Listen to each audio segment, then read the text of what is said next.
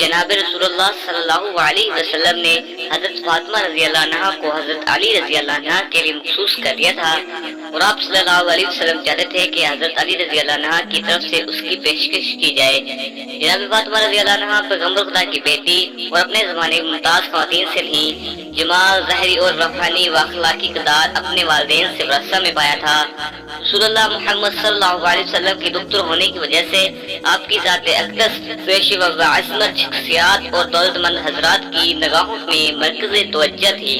بعض حضرات نے اپنے لیے رشتہ تک بھیجا مگر رسول اللہ بالکل پسند نہیں فرماتے تھے، مگر اس طرح فرماتے تھے کہ ان حضرات کو پتہ چل جاتا تھا کہ حضرت صلی اللہ علیہ وسلم ان سے خفا ہیں۔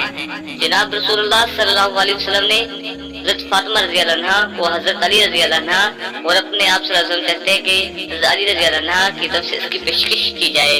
حضرت علی رضی اللہ عنہا کی پیشکش صحابی پیغمبر صلی اللہ علیہ وسلم نے یہ محسوس کر لیا تھا کہ پیغمبر خدا کا دل چاہتا ہے کہ حضرت فاطمہ رضی اللہ عنہا کا عقد حضرت علی رضی اللہ عنہا سے کر دیں، لیکن حضرت علی کی طرف سے اس کی پیشکش نہیں ہو رہی تھی۔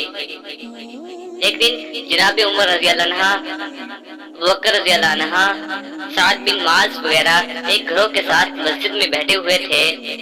جناب بکر رضی اللہ عنہ نے کہا، حضرت فاطمہ رضی اللہ عنہ کی نسبت کے لیے رسول اللہ نے کسی کی بھی درخواست منظور نہیں کی، اور رسول اللہ صلی اللہ علیہ وسلم نے فرمایا کہ حضرت فاطمہ رضی اللہ عنہ کا شوہر منتخب کرنا اللہ کے ہاتھ میں ہے۔ ابھی تک حضرت علی رضی اللہ عنہ کی طرف سے جناب پیغمبر کی خدمت میں حضرت فاطمہ رضی اللہ عنہ سے رشتہ نہیں مانگا۔ شاید میں سمجھتا ہوں کہ حضرت علی رضی اللہ عنہ کی طرف سے اس کی اقدام کا نہ کرنے کی وجہ ان کا تہی دست ہونا ہے۔ میں یہ سمجھ سکتا ہوں کہ اللہ اور پیغمبر نے حضرت فاطمہ رضی اللہ عنہ کو حضرت علی رضی اللہ عنہ کے معین کر رکھا ہے۔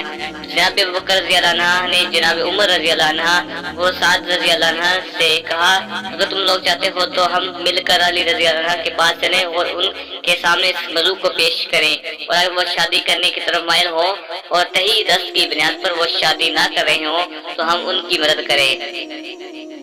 آپ تینوں حضرات حضرت علی رضی اللہ عنہ کے گھر آئے، مگر انہوں نے آپ کو وہاں نہیں پایا۔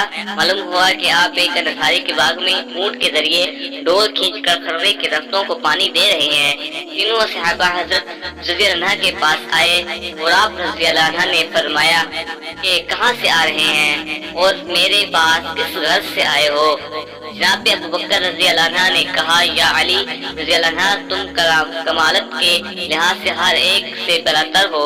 ہم سب آپ کے مقام اور رتبہ جو رسول اللہ صلی اللہ علیہ وسلم کو آپ سے ہے، اس سے گناہ آگاہ ہیں۔